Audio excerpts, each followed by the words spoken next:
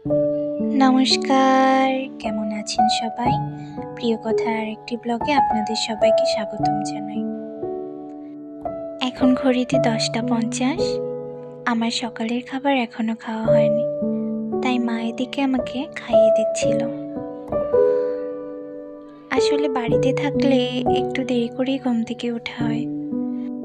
সকাল সকাল ঘুম থেকে উঠে খাবার বানিয়ে ক্লাসে যেতে হবে, এই চিন্তাটা আর থাকে না। তাই নিশ্চিন্তে দেরি করে ঘুম থেকে উঠি। আপনারা হয়তো অনেকেই দেখেছেন, আমি একটা রিলস ভিডিও শেয়ার করেছি। সেখানে আমি বলেছি যে মানুষকে সম্মান করার কথা, তাদের যোগ্য সম্মানের কথা। আসলে আমরা অনেকেই আছি যারা মানুষকে তাদের যোগ্য সম্মান দিতে জানি না। কাউকে তার প্রাপ্য সম্মান দিলে আপনি কখনো ছোট হয়ে যাবেন না, বা আপনার সম্মানও কমবে না, বরং বাড়বে।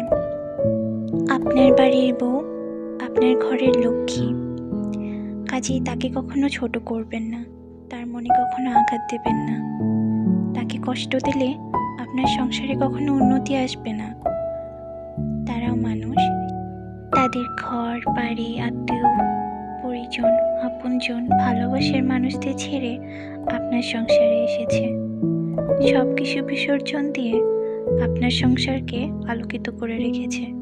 কাজেই তাদের কখনো মনে আঘাত দিয়ে কথা বলবেন না, এমন কিছু করবেন না যেন তারা অপমানিত বোধ করে। কখনো কারোর সামনে ছোট করবেন না। আমি যদি কিছু ভুল বলে থাকি, ক্ষমা সুন্দর দৃষ্টিতে দেখবেন।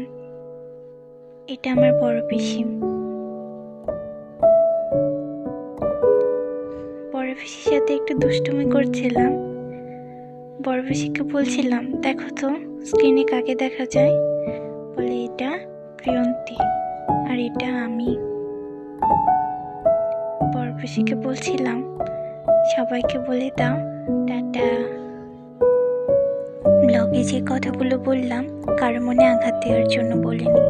কাজে কেউ যদি মনে কষ্ট পেয়ে থাকেন, আমি আবারও ক্ষমা চেয়ে নিচ্ছি।